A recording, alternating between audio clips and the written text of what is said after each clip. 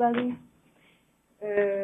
We will continue with María Frápolli's presentation of her book. And this afternoon, she will present her views about expressivism and expressivism related to the notion of truth. And Vasileios Tsompandis will comment her presentation. So, if you have any questions after the presentation, please turn on the button in front of you before doing the questions, making the questions. Okay? Thank you very much. Maria? Okay, I will stand wait. No, it's good. Okay?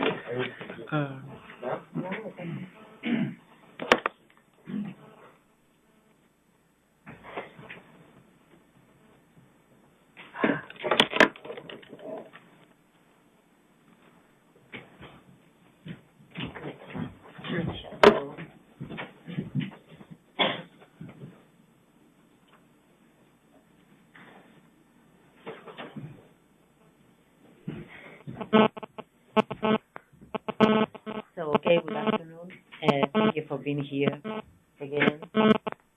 Now I would like to present you or to explain to you the main line of the theory of meaning that I am assuming in order to offer in my account of it. So, all my position, expressivism, and in fact, the main line of this of expressivism, or the kind of expressivism that I endorse, has been published in a paper that I wrote with a colleague, and the paper is called Minimal Expressivism. Minimal in the sense that I'm going to explain now.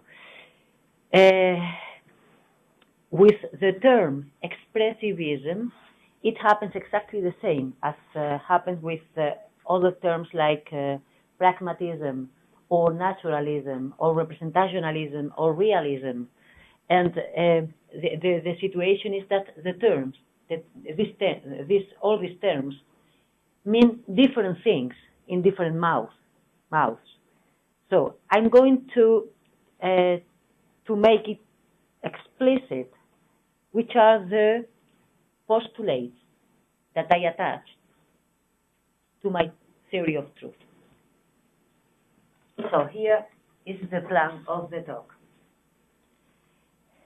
I'm insisting in that my position is an empirical position, it's an empirical hypothesis. This is why I have labeled the first part of my talk some facts of the matter, and the idea is that I'm going to focus on some features of terms in English or in Spanish or in Portuguese, and try to explain these features in an empirical way. So I'm not inventing this feature, their properties, but trying to identify the properties they have in the use that we make of them. So, second, I will define what I mean by expressive meaning, what it is for me to have expressive meaning. So, what it is for a term to have expressive meaning. And this is, well, I'm not going to talk about the Frege-Gitsch argument today because it's too long, but the idea, the general idea is the following. So, against expressive meaning, against some kind of expressive meaning, people have addressed a well-known argument which is called the Frege-Gitsch argument. So I'm going to review the Frege-Gitsch argument. I'm going to do it tomorrow morning and explain that the Frege-Gitsch argument doesn't touch my kind of expressivism. So I think that the Frege-Gitsch argument is unwarranted unless one adds to it some claims for which we don't have any justification. But in any case, in any of its versions, the Frege-Gitsch argument doesn't touch my kind of expressivism. And the conclusion. So today I'm going to talk about some facts of the matter and what is expressive meaning. A Fregean theme. So I consider Frege to have an expressivist interpretation of the meaning of truth. He says logic has a closer affinity with ethics. The property good has a significance for the latter, analogous to that which the property true has for the former.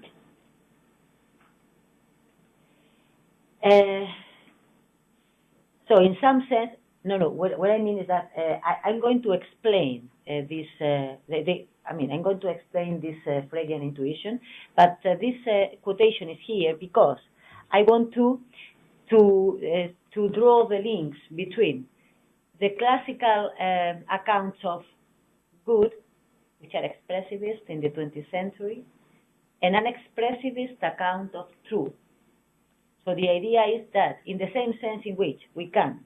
So there is some reasons to think that the way in which the term good works is similar to the way in which the word true works. And I consider it a Fregean theme, so this connection. Okay? So two empirical theses. The first one, some perfectly meaningful linguistic structure don't represent aspects of the world, and nevertheless, this semantic fact doesn't defy our dearest realist and cognitivist intuitions.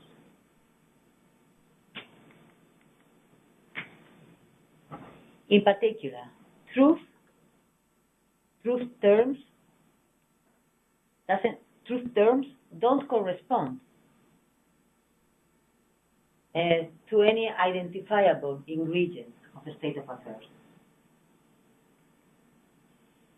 And in general, many other higher order concepts, good, known, all, are, like truth, Cambridge properties too. This is a joke.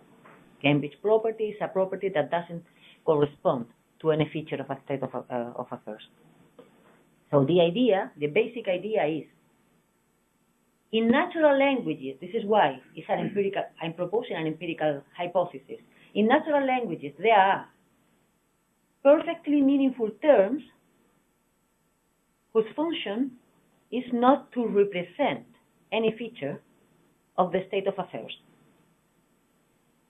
Truth is one of these notions, but also knowledge, or all, or exist, or good, etc. In general, higher order concepts don't represent aspects of the state of affairs.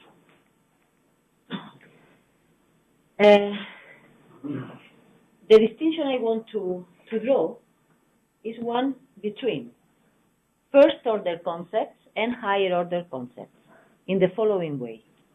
Natural languages include expressions of a predicative nature that admit predicables as arguments. So in our natural languages, we have predicables, so or predicative expressions that have objects as their arguments, but also we have some other predicative expressions whose arguments are predicables. These expressions, the expressions that have other predicables as arguments, are higher order predicables and express higher order concepts. A proper subset, those predicables whose arguments have to be zero-adic, for instance, sentences, and on the non-linguistic side, propositions. So here I'm not being Fregean. So because Frege put sentences and proposition on the same side as he classified names and objects, I'm not doing that. I'm saying that propositions can be understood as zero-adic concepts that don't have any argument placed. This is the first intuition. So I'm going to offer some examples. I can say everybody knows that the Korean team won the World Championship of the League of Legends. My son told me. I don't have any idea about the League of Legends. But if I say, so you can see here that knows is an expression of a predicative nature. It has an argument place, but this argument place has to be filled with a combination of concepts. So I can say it's good that finally the Central European Bank has decided not to continue with its former politics of austerity. If I say good in this sense, so if you look at this construction, linguistic construction, you can see that it is good that is a predicative expression. It's a predicative expression whose argument has to be a combination of concepts. Or I can say it is true that human beings evolved from previous living forms by natural selection. If I say that, I have this construction, so I have it is true that, which is a sort of predicative expression whose argument is a combination of concepts. So, as an empirical thesis, again, as an empirical thesis, I'm saying that certain terms work in natural languages as higher order expressions. Higher order in the sense that the arguments are not singular terms, but either predicative expressions or complete sentences. So my first thesis, I take my position to be a series of truisms. So my first semantic thesis, theme 1. Some predicative expressions require predicative or sentential arguments. Alternatively, some concepts express properties, modifications, or operations on other concepts or conceptual contents. This is the first thesis. And I call thesis 1 semantic hierarchism, which means that we have concepts of different levels in natural languages. This is why I have called this thesis semantic hierarchism. Sometimes grammar is not a good guide into the way in which our concepts work. Not always is a good guide, as Frege also saw. Then the point is that the same thing that we have said, by using these notions and this concept, no, good, and true, in a position in which they were operators, the same things can be said using constructions in which these notions apparently are ordinary predicates. Korean success in the championship of the League of Legends is well known. I haven't, with this sentence, I'm not saying anything different from the content I have put forward in my former example. Or the end of austerity politics in Europe is good, or the evolution theory is true. So if we look at this kind of construction, sometimes we can't distinguish between higher order predicates and first order predicates. My intuition is that even though higher order predicates can occur in constructions in which they are indistinguishable from first order concepts, these predicates can also be put in a position in which they work as operators. So everything that I can see, I can say, using is good in this position can be said by using the correspondent operator, it is good that. The same with true and the same with known, for instance.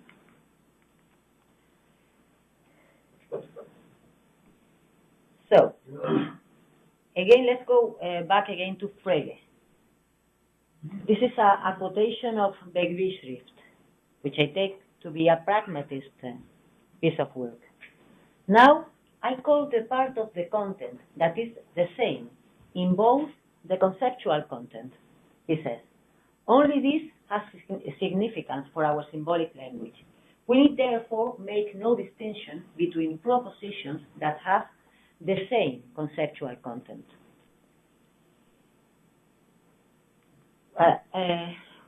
What I want to stress is that in this, the same content is being put forward by using these constructions in which higher order concepts appear as if they were first order, or in this construction. So there is no difference. Okay?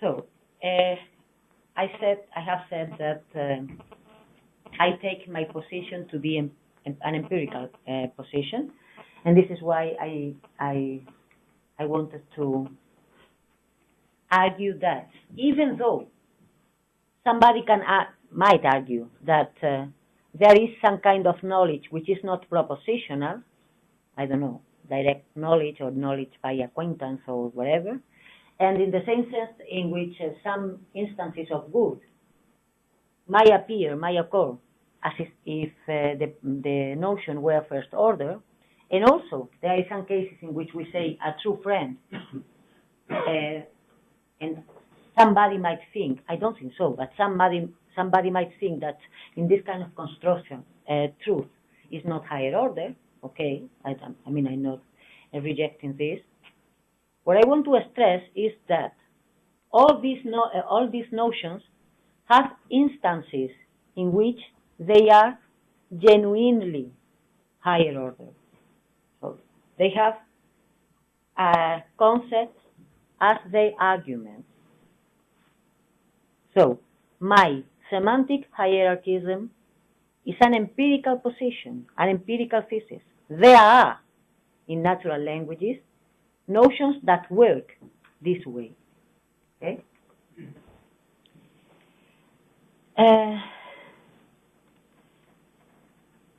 As I see it, again, a new hypothesis, also an empirical hypothesis. I want to propose that there is a principal distinction in the way in which higher order concepts work in contrast with the way in which first order concepts work. I think there are a principal distinction, even though sometimes from a syntactic point of view we can say the same by the use of terms which seems to be first order. Okay? First order concepts are ingredients of what is said. For instance, if Victoria said, I don't like Mondays, here there are a propositional content, which is Victoria doesn't like Mondays, and we can think that part of this content, of this propositional content, are or is composed of first order concepts. But as I see it, the function of higher order concepts only begins when we have complete propositional contents at our disposal. This is why I think that there is a principal distinction in the way in which they work.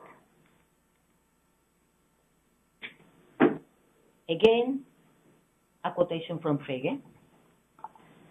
With a few sounds and combination of sounds, language is capable of expressing a huge number of thoughts, and in particular, thoughts which have not hitherto been grasped or expressed by any man.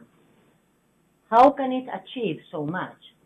By virtue of the fact that thoughts have parts out of which they are built up.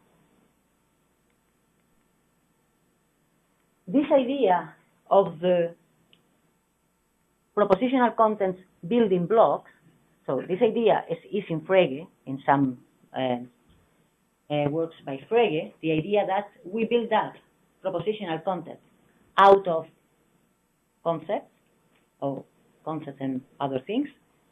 This idea is also present in Recanati and in many other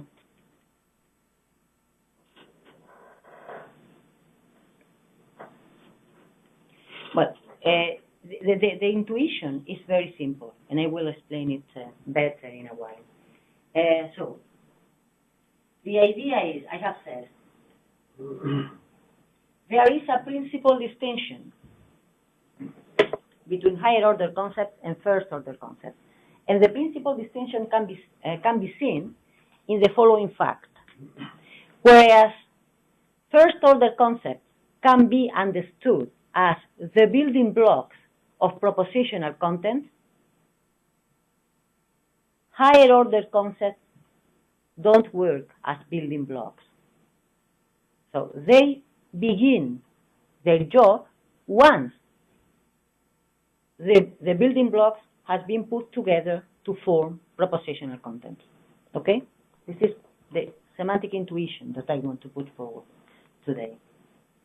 But the idea of the building blocks is a constant in the philosophy of language of the 20th century. The idea that propositions are composed of parts, which are concepts.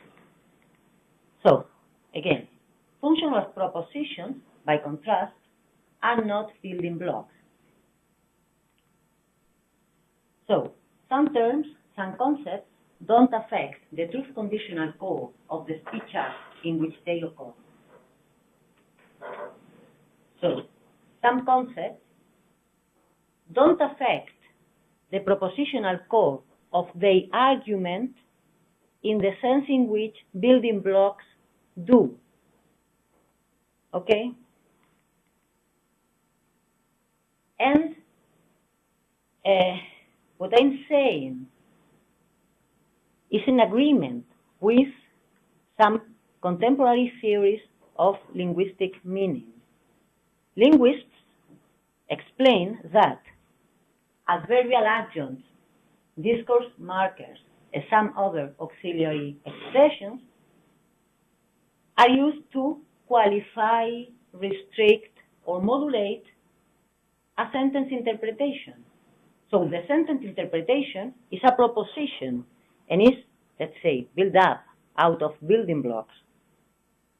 But once we have these building blocks put together and we have a complete propositional content, then we still have some other expressions in language which have the job of indicating how we should interpret, or how we should restrict, or how we should take or understand, or whatever, the propositional contents that are previous, that we already have available. So, example, expressions such as on purpose, honestly, therefore, indeed, etc., are examples of meaningful expressions. The point here is meaningful expressions that don't behave as propositions building blocks. The idea is if you have, I'm going to insist in something that I said yesterday. If you have a representational theory of meaning, this representational theory of meaning implies that all terms work in the same way. They represent components of propositions, components of the propositional content of the sentence in which they occur. What I'm saying is that this view of language is false, not because I want to say it, but because linguists say it, and because we can see it if we pay attention to the way in which some of our expressions work. Okay? So, the point is, there are expressions, meaningful expressions in natural languages whose function is not to behave as a building block, but something else. Again, temporal, locative, alexic, and epistemic locutions help to fill the indexes, possible words, places, and times required to assign truth values to contents. So we need to have contents, but we also need to have some other kind of expressions that help to fill the gaps which are opened by the indexes that allow an interpretation or an evaluation of the content. So, possibly, tomorrow, and everywhere are some examples. And here, my second theoretical hypothesis, or my second thesis, T2. There are several ways in which an expression can be meaningful. Alternatively, there are several ways in which an expression can affect the overall conceptual and non-conceptual meaning of the act in which it is put to work. And I call this thesis semantic pluralism. So we have now two theoretical hypotheses, which are semantic hierarchism and semantic pluralism. Examples of people who have defended semantic pluralism, for instance, Austin, we know. So moreover, the verbs which seem on grounds of vocabulary to be specially performative verbs serve the special purpose of making explicit what precise action it is that is being performed by the issuing of the utterance. So Austin made room for expressions who work in a different way, who were not representational in meaning. And also, okay, Blakemore is a linguist, and she defends that these kind of expressions, after all, and but, are not building blocks, that they do not encode a constituent of a conceptual representation, but guide the comprehension process so that the hearer ends up with a conceptual representation. So there are some expressions that represent or encode a constituent of the conceptual representation, but there are some other expressions, for instance, therefore, or but, that don't encode this kind of ingredients. So, what is expressive meaning? Okay, the meaning of some terms can be visualized as the building blocks of the thought expressed by the sentences in which they occur, and the meaning of some others cannot. The latter terms, these terms that don't encode building blocks, proposition building blocks, possess what I call expressive meaning. Expressive meaning.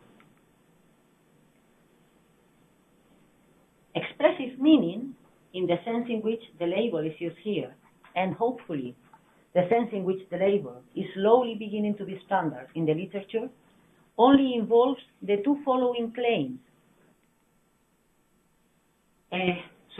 Only involves the following claim, that the semantic contribution of the term, concerned is not an ingredient of what is said. And here, again, a quotation by Frege, talking about truth. One might be tempted to regard the relation of the thought to the true not as that of sense to meaning, but rather as that of subject to predicate.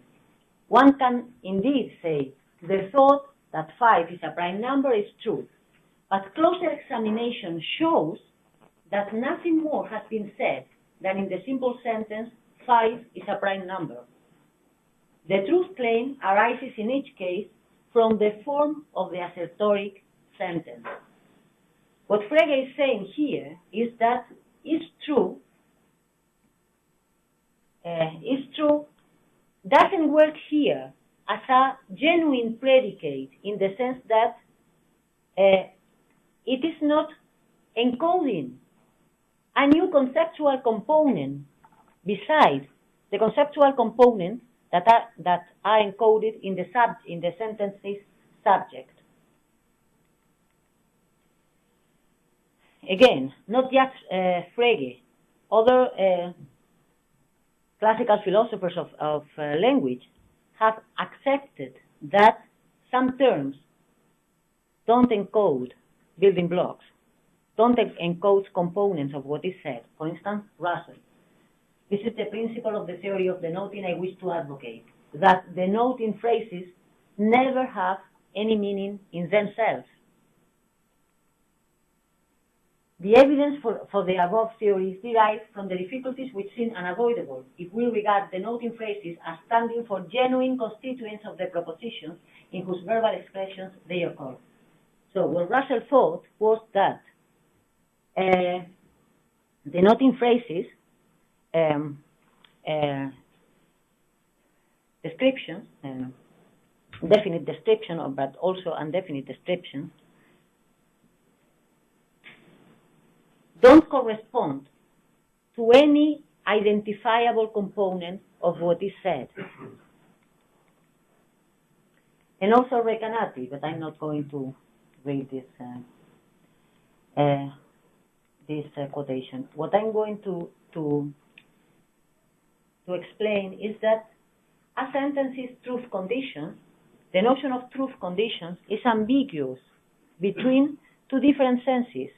There is a sense in which a truth condition and a sentence's truth conditions is the complex information required to determine an utterance's truth value that includes a content contextually built up and the circumstances of evaluation, which is the Austinian proposition, let's say.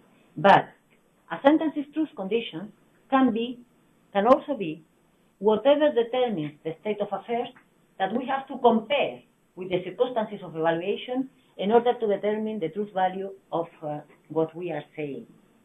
This is the lecton in the sense of Recanati.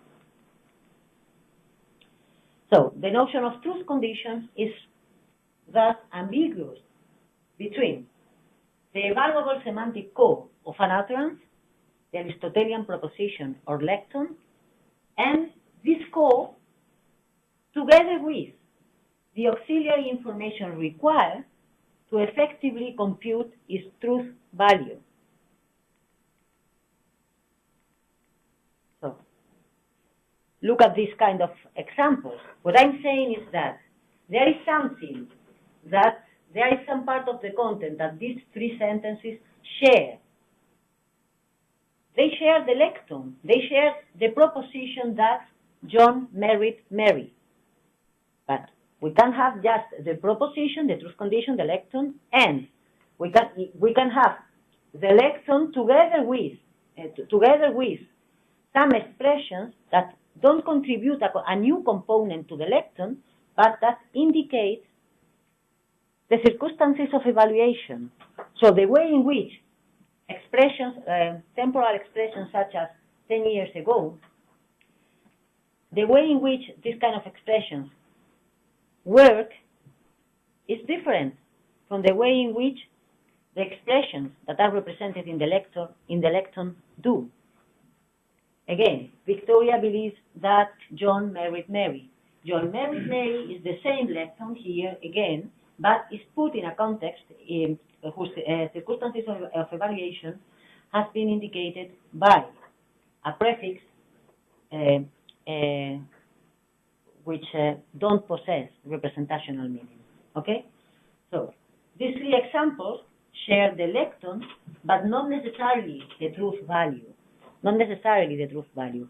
So the intuition is there is some kind of terms that are used to build up a basic propositional content, but also we have some other kind of terms that help to understand the kind of speech act that we are performing by indicating, for instance, where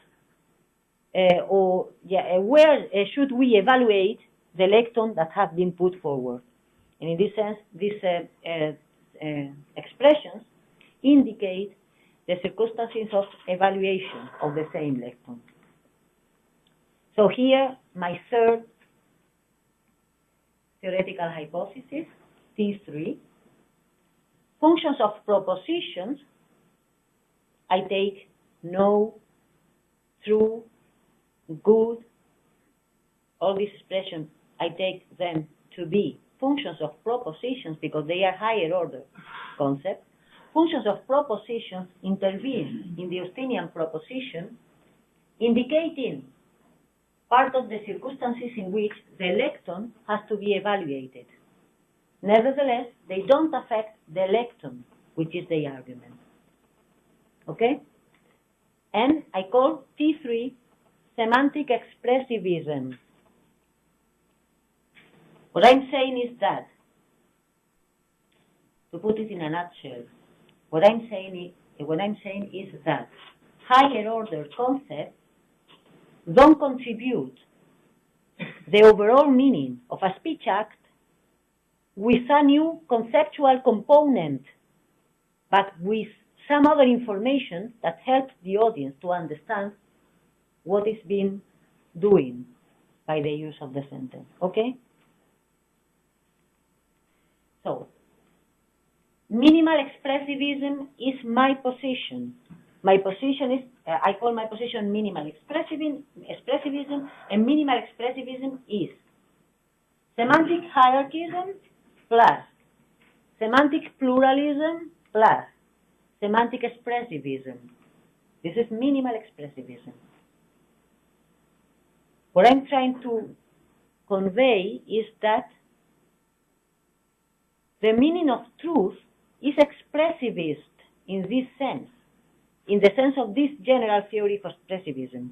I'm not making any other hypothesis about the way in which first-order concepts work. You can be representationalist about first-order concepts. I don't care. It's okay. It's compatible with my position. What I'm just trying to convince you is that, from an empirical point of view, we can see that many of our terms don't work. In fact, don't work by representing a new component of the state of affairs, or by contributing a new concept to the proposition conveyed or expressed. Okay?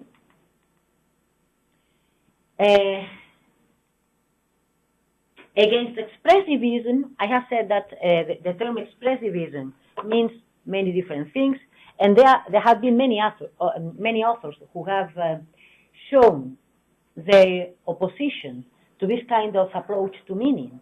For instance, Kühne is one of them, and he says the truth operator. So he's directly criticizing Frege, and he says the truth operator does have a sense, but Frege claims this sense somehow annihilates itself. The word true has a sense that contributes nothing to the sense, to the whole sentences in which it occurs as a predicate. So it's a direct quotation from Frege. And Kühne says, if Frege's contention were correct, then one cannot understand any declarative sentence whatsoever without grasping the mysteriously self-effacing sense of true, or rather of it's true that. So, Kühne's idea is that if Frege were right, then the effect of this notion of truth would be annihilating the propositional content, to which it applies. This is why I have called this kind of position semantic nihilism. Some other people oppose this conception of expressivism from the non-cognitivist files or side. Expressivism, some people say, is not my kind of expressivism, but some people defend that expressivism, the definition is the following. A domain D of discourse is expressive just in case an account of what speakers do in a certain sentences in D doesn't view speakers as being directed towards relation of representation between the mental states and reality, but rather views speakers as expressing states of mind, where these states of mind are not representational or truth-apt states. The point here is the combination of representational with truth-apt states. A generalized idea about expressivism is that when one says that a sentence has an expressive use, one is rejecting that the sentence has truth conditions. So this is the generalized criticism. But as I see it, minimal expressivism is neither nihilism nor non-cognitivism. I don't accept this characterization of what it is to be an expressivist. And the point is that a function's semantic value cannot be identified with a propositional component in the lexicon doesn't mean that the function concerned doesn't possess any semantic value. What I'm saying is that some expressions don't contribute a new component, but it doesn't mean that because they don't contribute a component, they don't have a semantic value. And again, that a function's semantic value cannot be identified with a propositional component of the lexicon doesn't mean that the speech act in which it is involved doesn't have a proposition at the semantic content. So that we, in a speech act, use terms with expressive meaning doesn't imply that the speech act as a whole doesn't put forward a propositional content with truth conditions. Okay? In fact, the characterization given here of expressions such as good, truth, and knowledge as function of propositions settles the issue of the truth aptness by definition. Are they truth apt? The answer is, of course they are, because they are functions of what? Functions of propositions. Propositions are the arguments, and propositions are the entities capable of bearing truth and falseness, okay? Truth values.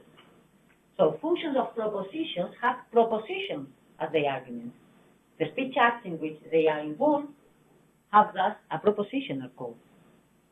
So there is no relation between the idea that some terms don't contribute a component because they have expressive meaning, and the idea that the speech acts in which they are put to work don't possess truth conditions.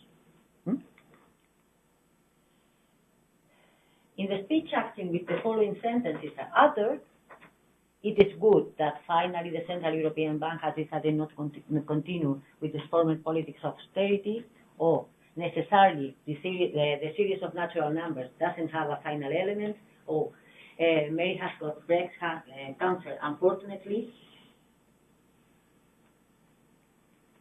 In these three cases, there are terms which don't work as a representation of conceptual components, but nevertheless, these three speech acts in general, in this speech act, some propositions are put forward. the proposition that the Central European Bank has decided not to continue with its former politics of austerity, or the second, or the third, that Mary has got breast cancer. So, just 5 minutes. What is the idea? What is one of the reasons why people think that if you include a term with expressive meaning, the complex doesn't have truth conditions? The idea is to say it quickly, a bad interpretation of the principle of compositionality. A bad interpretation of the principle of compositionality. The interpretation that I have called the myth of the inheritable gap. And the idea is, if a term has its meaning, a way of contributing a genuine component of the propositional content, if a term has this function and it fails to represent a genuine component, then the process by which the propositional content is built up gets blocked. And so we don't end up with a propositional content. So the idea is this one.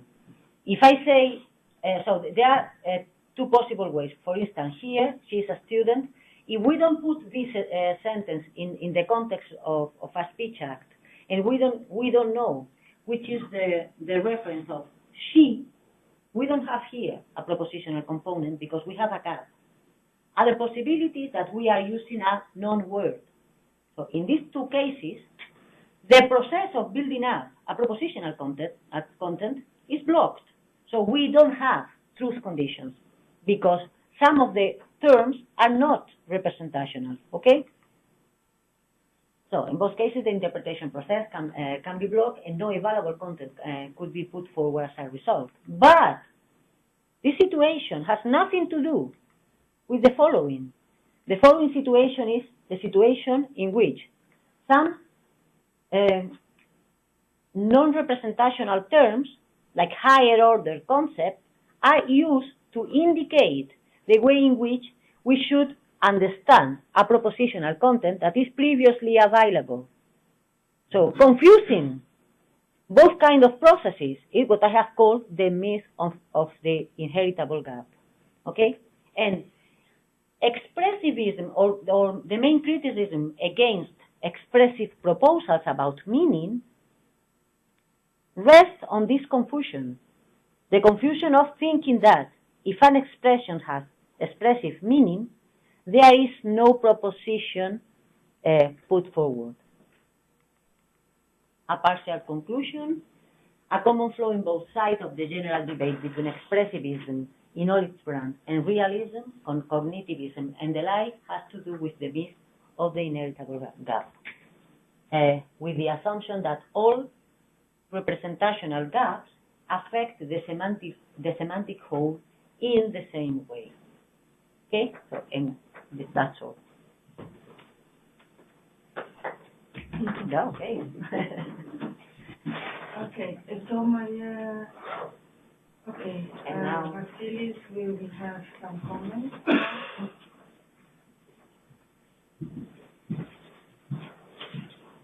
Can you use your computer because mine is going to... it's not my computer. Oh.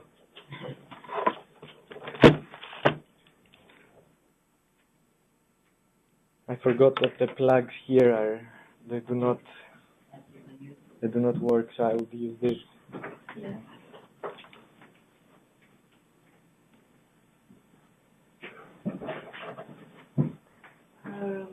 Which is yours? It's not Apple, No, it's HP.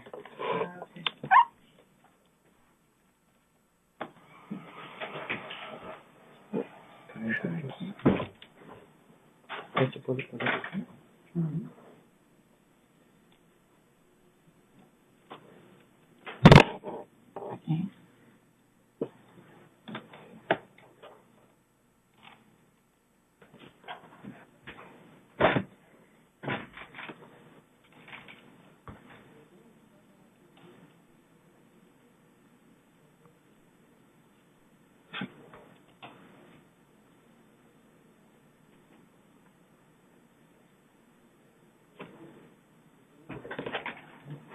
Do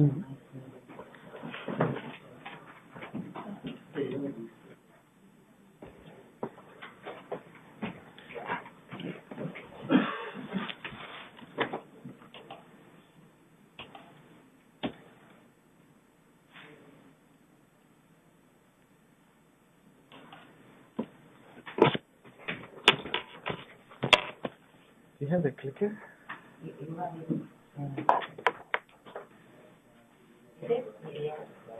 I don't know. I have one which is exactly the same.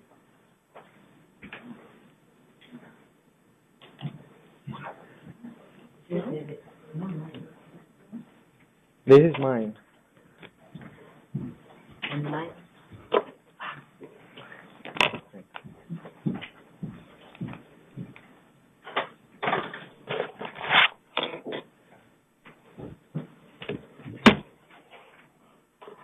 Right. Well, may I start? So I had some comments, but I made the comments after reading your chapter 4, and it's not exactly the same as what you had just presented now with minimal expressivism. So my comments were mostly against the formulation you had in the book, but I actually think it's easier with minimal expressivism to express my objection. Okay. So I'll just continue with my comments, and then maybe in the end we'll see if it applies and how it applies.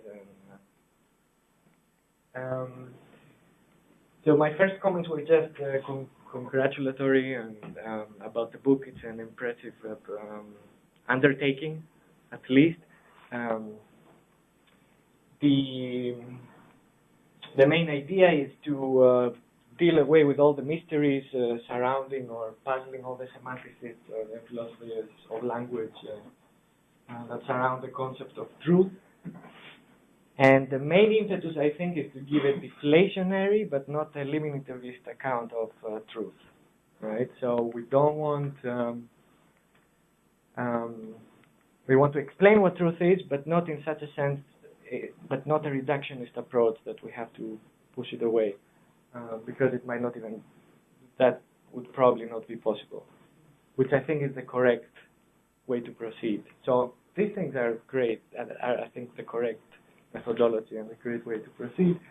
Now, the core of the approach is a pragmatist or pragmatic approach that centers on truth ascription.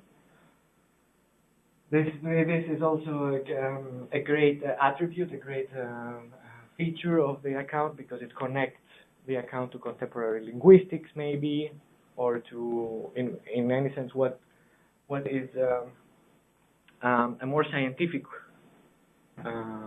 approach rather than armchair philosophy and just thinking about propositions without actually seeing what people do with language.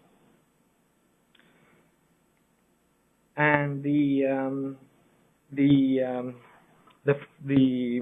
aim of the book is to give a complete theory of truth, so explain everything that involves truth, including those paradoxes, those pesky paradoxes that have troubled people since ancient Greece, and people are still writing things about them, like the liar paradox. So this is also a great thing. I also think that the liar paradox has something really, looks like sophistry, right? It looks like there's something really wrong with how the paradox is. So if we can eliminate it completely, everyone would agree that this was a great thing. I have two general quotes that I put up here, but I'm not going to talk a lot about them, because I thought that you would talk about them in today and tomorrow, and actually you did talk about one of them. One that might appear later on in these comments is that if the content of type A exhibited truth ascriptions, such as this is your term, such as it is true that Victoria does not like Mondays. If the content is just the proposition that Victoria does not like Mondays, then the obvious question is why do we use the truth concept, right?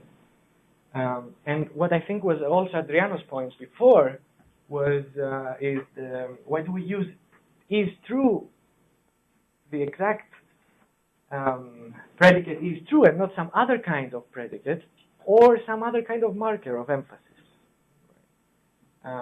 And this is assuming your comments on chapter 4 that truth is more like a marker of emphasis or a way to display the proposition.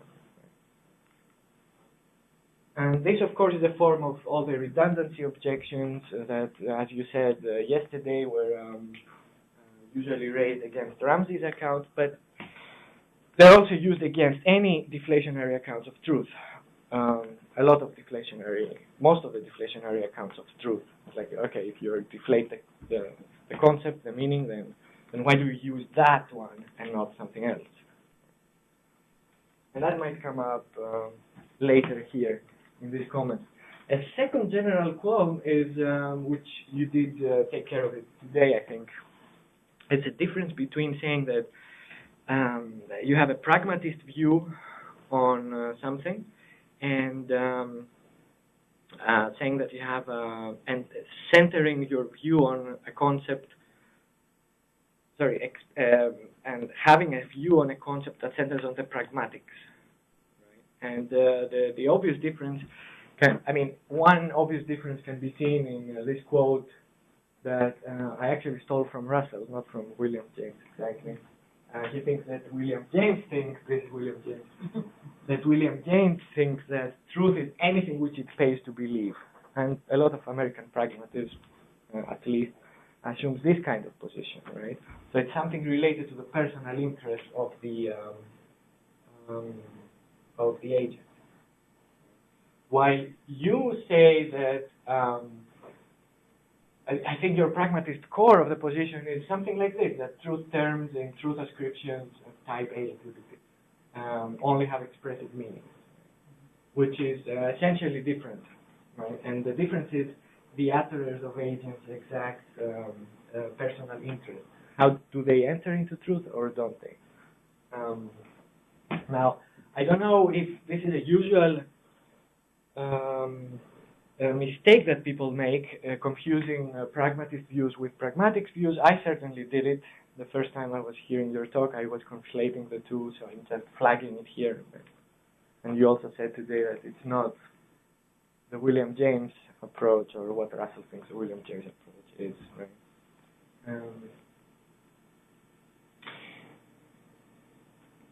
So these two general qualms might be not, they might not be very pressing, or at least the way I have phrased them are not that pressing. But I think that they involve all my objections against a pragmatic account of meanings. Right? So I try to go back to do a bit of historical philosophy of language too, and I think my problems with a general pragmatic account of meanings are related to the problem that the early Russell faced in his Principles of Mathematics. I thought it would be a nice historical aside to see the problem and then see if your account also falls into the same traps. So what's the early Russell problem? Well, when I'm talking about the early Russell, I'm talking about a very small period of Russell's. Well, I don't actually know how long he held these views, but at least we find these views in 1903, the Principles of Mathematics, and that's not the Principia Mathematica, it's a different earlier work. And by 1910, he has already discarded all these views, so that's like 7 years. And actually, even in 1905, he started discarding these views. And his comment in the Principles of Mathematics starts by the two, what he thinks are obvious facts, that propositions are essentially truth bearers, the bearers of truth and falsity. If you ask me what is a proposition, I will tell you, well, it's the thing that is true or false. But also, he says, they are the objects of our propositional attitudes. We now call them propositional attitudes. For back then, it was just, oh, propositions are what is believed, or what is asserted, or what is known, right, or what is doubted. So he supports these two views, which, by the way, are held by everyone in that period, I think. Definitely Frege, and definitely most of contemporary philosophy of language. At least the semantic side. These views are not the issue, right? And Russell supports them by saying, well, look at this sentence. It is true that Mont Blanc is over 4,000 meters high. What is true? That's a proposition. Whatever is true, that's a proposition. Right? Or, here, I believe that Mont Blanc is over 4,000 meters high. What do you believe? Whatever you believe, that's the proposition. That's usually how it goes. The dialectic goes. The problem is not, that propositions belong to these two categories, or it's general. Generally, that's what they are.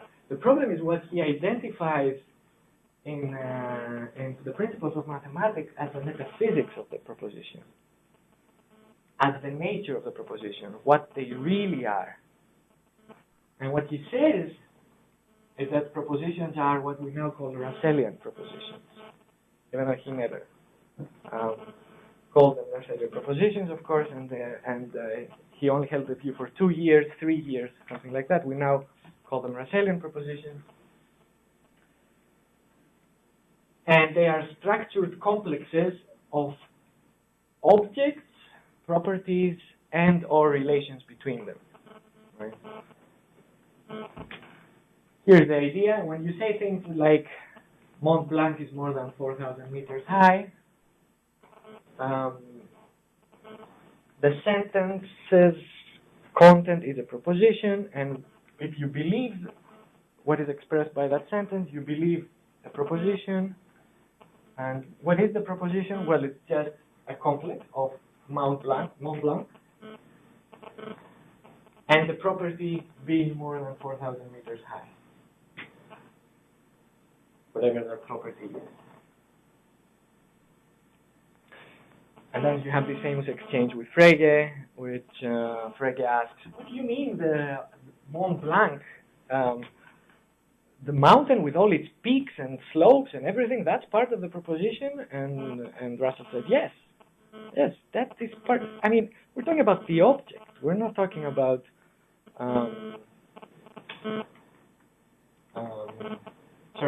we're not talking about the way you view the object. When we're talking about the proposition, Russell says, right, the earlier Russell, we're talking about the object, Mont Blanc, with all its peaks and all its slopes. Now, there is a debate on why he said these things. Sorry, can I move around, or? Yes. Yeah? Yes. Okay. But it's pretty obvious. I mean, he says that in many cases that he said the main impetus for holding this view is that for him, propositions are objective and mind-independent entities. And the motivation is he thinks that propositions, qua things that are true, qua truth bearers, do not depend on anyone judging or believing that they are true. They are independent of anyone knowing them. As a matter of fact, he says, the only way he can find this independence or objectivity is to point to the world.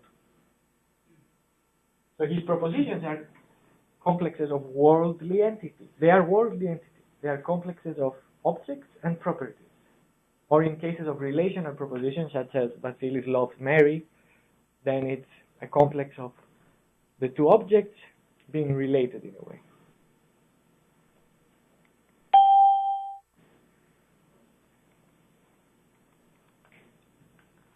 The main problem he finds with this approach, and I think what he calls the most difficult question with this approach, is the following.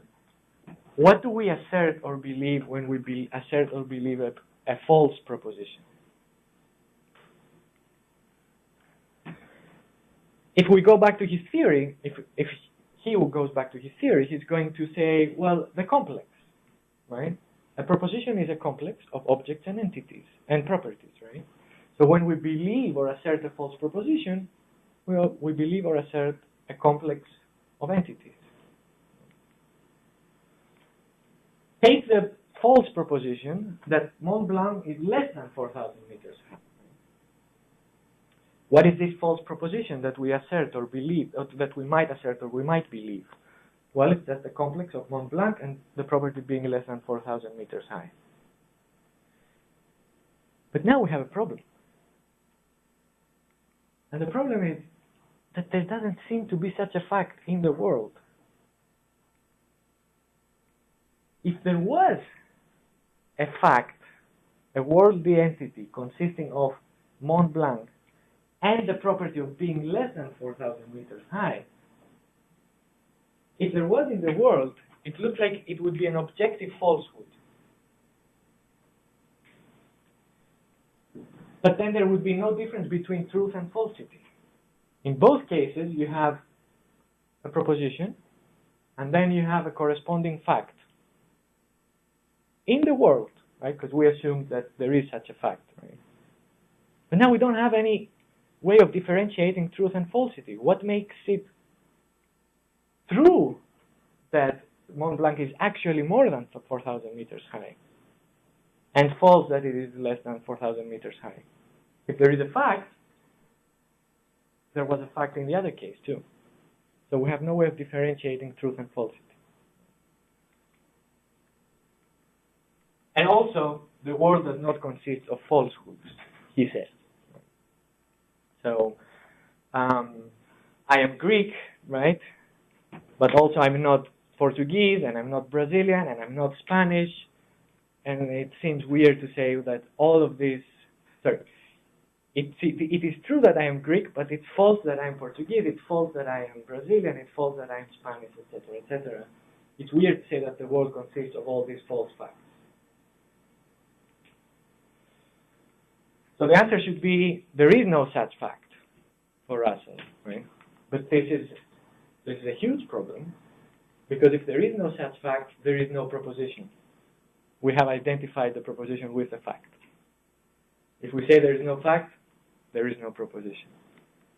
So what the hell do we assert or believe? Nothing. And we do not assert anything. Here's the problem.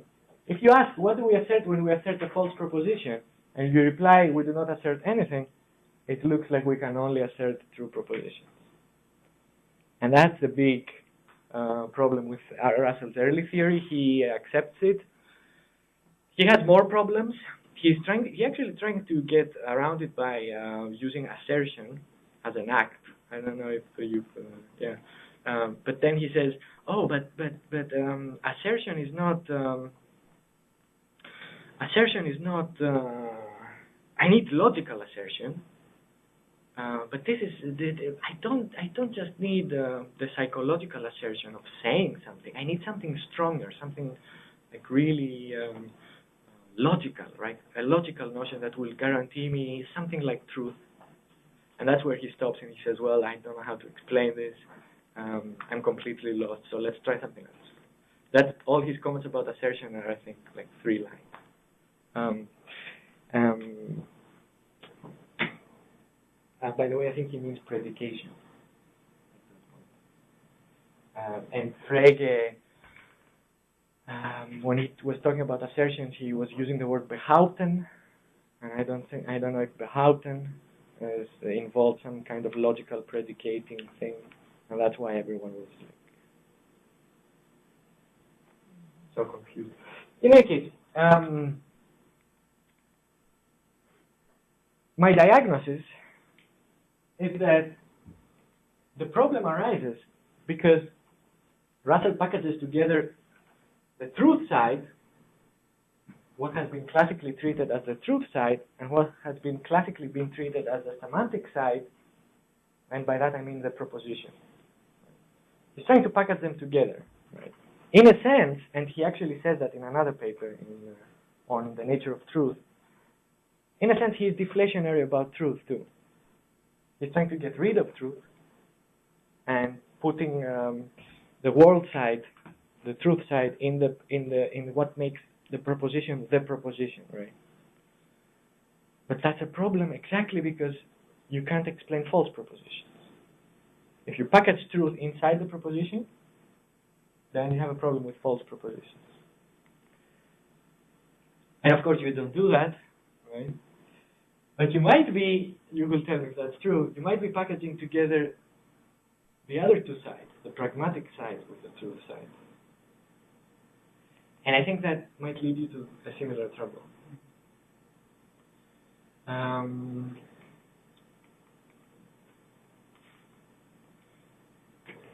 This is how I think of it.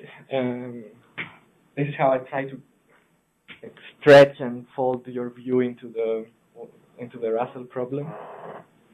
I took this from the book. I think these are Maria's quotes. I think the important one for me that I want to talk about is the third one. Truth conditions are the conditions under which a particular content can be asserted. This is something that she hasn't mentioned yet, and I don't know if she's still holding it or. This we have mentioned. So the only semantic function over and above assertion is some emphasis or some other kind of expressive meaning. And when you ascribe truth, when you say something like a type A exhibitive truth ascription, you're asserting a content and at the same time stress your involvement in an act of assertion. Okay, if these are if these are parts of the view, then it looks like truth conditions are very much like assertibility conditions. So whenever it is fit to say that P, the proposition P is true, it's also fit to say that we can assert it in the context, and the other way around. Okay. So I try to drive a wedge between these two notions. And I was thinking of many pragmatic considerations. Sorry, pragmatic context. Why did I put consideration? Cases, contexts where it would be permissible for us to assert P, right? But it is independent whether P is true or not. So, if you're a pragmatist in the William James way, you might think that in cases of survival, when your life depends on it, you're allowed to assert P, irregardless of whether P is true or not. Right. So we don't care about truth in that case. If I really don't care about truth in that case, right? If it's a matter of survival, I will assert P. You might have certain language games where what's at stake again is not truth, but it's some kind of, maybe in a court or maybe in a rhetoric. Sorry, what's that called in the U.S. universities where you have like a contest of people doing rhetoric, like arguing for one view and someone arguing for a different view. How's that? Well, also law school, yeah. Debating society. The debating thing, right? Doesn't matter if P is true or not. What matters is, to persuade.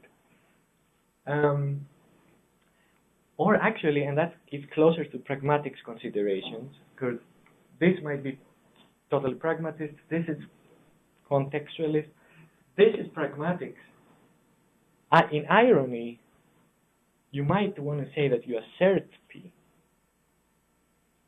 but you assert it in an ironic way. Right? You're saying, yeah, P. Right? Okay. If these cases are good cases, then it looks like truth conditions and assertability conditions, 3 minutes, do not entirely fit together, right? I'm driving a wedge here. I'm picking them apart. So I see two solutions. And one is to thicken the assertability conditions, right? And to reply to me, Vasileios, you're wrong. In none of these cases are you allowed to assert P. Or you might go the thin route, and you might want to say, well, sure, you can, if in these cases you are allowed to assert P, but then you would be then you would be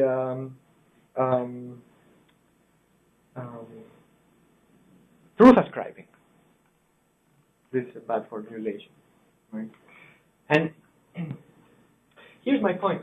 If you thicken assertability, and in a sense, you make it look a lot like truth, then you have the Russell problem. It looks like you cannot assert false propositions. Why? Because you cannot assert, because exactly the condition is, can you assert it or not? So if you make assertability that I can assert P the same as P is true, then it looks like you can never assert false propositions. And that's the Russell problem. It looks like a problem because people often assert false propositions. We do it all the time. Now, if you make it too thin and say that in all these contexts you would be asserting true propositions, what you are losing is this mind independence of the thing that is true. In the way that Russell put it, there is no way to differentiate between truth and falsity anymore.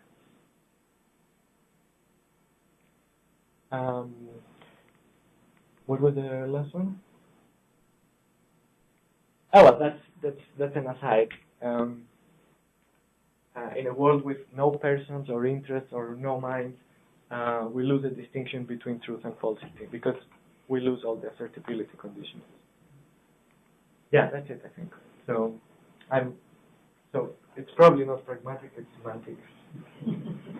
Thank you very much.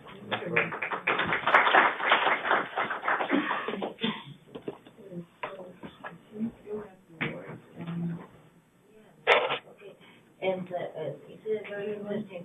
Yes, you have put your finger in very interesting issues. But yeah. I think I have answered for all of them.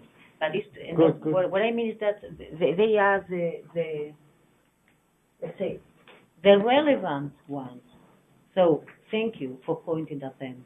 And it's very difficult to explain. I mean, it's not difficult, but it would take time to explain. So one of the problems which I would like to put forward here is that some of the problems with Russell's position is that people, so something that Frege didn't do is that people tend to confuse objectivity with spatiotemporal location. And people think, so Frege never confused these two levels. And Frege said that numbers were objective, but not spatiotemporal, of course, entities. What I mean. So what does it mean to be objective? To be objective means that you cannot invent their properties. And in this sense, propositions are objective. And in this sense, they are mind independent. And it doesn't mean that they are physical constructions of any kind. So I think that Russell was completely wrong in this point. But about this thick and thin assertability, this is a very interesting point because, curiously enough, truth conditions, the notion of truth condition has nothing to do with the notion of truth, with the meaning of truth. Truth conditions are assertability conditions in the following sense. the truth condition of a sentence such as the cat is on the mat is that, I don't know, whichever conditions that entitle the agent to assert that the cat is on the mat. Assert. So the idea of truthfully is because you are looking for a justification. What I mean is that, for instance, if I assert, if I'm entitled to assert a proposition, for instance, that the cat is on the mat, you can say, but this proposition is false. What you are just saying is, no, you are not entitled to assert this proposition. So there is no paradox here. I mean, the paradox, this idea, which is quite curious, the idea that you can't assert a false proposition. Why not? The problem is that the people who assert and the people who qualifies it as false cannot be the same people at the same time. Full stop. Nothing else. I would be committing a pragmatic fallacy if I were to say, okay, I assert that P, but P is false. But if I say I assert that P, the same entitlement that allows me to assert P allows me to assert that P is true. But you can have a different opinion from your point of view. And you can see that my entitlements are weak. It's okay. There is no problem with this. I mean, I'm talking from a very different perspective from the perspective used by Russell, for instance. And so let's go back because I would like to answer. Truth is assertibility. Truth is not assertibility. Truth is not assertibility, but truth only comes after a real or virtual assertive act, because we need an act of assertion in order to have a proposition to which we can attribute truth. Okay, there are two different acts. So, nothing to do with Russell's problem, apart from his account of indefinite descriptions. I think that everything else that Russell said is false, including Principia Mathematica. And, okay, this is interesting, and you are right, but the point is that I'm not sure myself where is the distinction between pragmatist and pragmatics. I mean, I can imagine, but sometimes I have sympathies for American pragmatists in the following sense. I think that the pragmatic maxim is very interesting. So there is no difference. So you cannot let's say you cannot defend a difference in meaning between two terms if you are not able to point at different situations in which one is allowed to use one of them and not the other, for instance. If there is no difference in terms of actions or possibility of actions, I wouldn't say that there is a difference in meaning. So in this sense, I like this pragmatist perspective. But in another sense, I'm using pragmatics as a kind of approach to a theory of meaning, which is something different. But you are right. It's something different.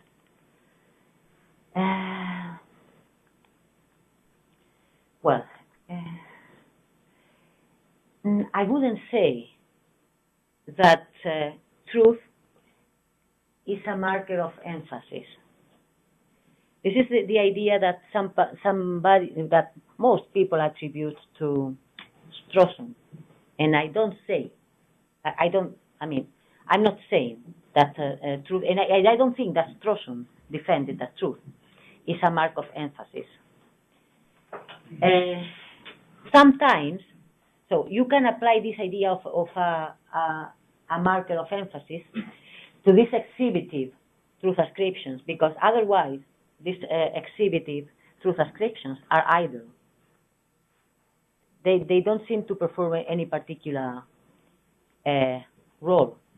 My point was the one I have explained in the former session. It's just a pragmatic job, the job of trying to put in front of the audience a particular proposition. The display. Display, exactly, a manner of display. But the emphasis, the notion of emphasis, okay, yes, but I mean, it's the same emphasis that you put in a proposition when you assert it. It's a manner of display. This is, I think, more correct. And another thing is interesting. Deflationary is not one of my terms. I have tried to avoid the term in these talks and also in my book, because deflationary has this air of dismissive air. The idea deflationary means that the theory of truth should have some other properties that it has not. And sometimes I make fun saying that the other kinds of theory of truth are inflationary. Okay? And this is why yesterday I said that a theory of truth has precise limits. So, what I'm trying to do is not saying everything that one can say about truth, but everything that one can say about the meaning of truth, the meaning of the notion. So in this sense, I don't think that my position is deflationary, because you don't need to put anything else to account for the meaning of truth. Okay? And if you put, for instance, your favorite metaphysical position, there you are inflating the theory. I'm not deflating it. Okay? So this is why I'm not using it. And a complete theory of truth, the point is a complete theory of the way in which the notion of truth works in natural languages. So I might be wrong, but what I have tried to do is to offer a complete characterization of the meaning of truth, but not of the meaning of truth, not a complete characterization of everything you can do with the notion of truth. Okay? So in this sense, okay, you are right, and okay, but thank you very much. I mean, it has been very interesting. I don't know if I have answered your forms or not, or most of them. So thank you very much. Okay, thank you, Maria. Thank you. So because we are out of time this afternoon, we must stop. I don't know if you have a very urgent question. Urgent? I don't think. I hope not. But we will start again tomorrow.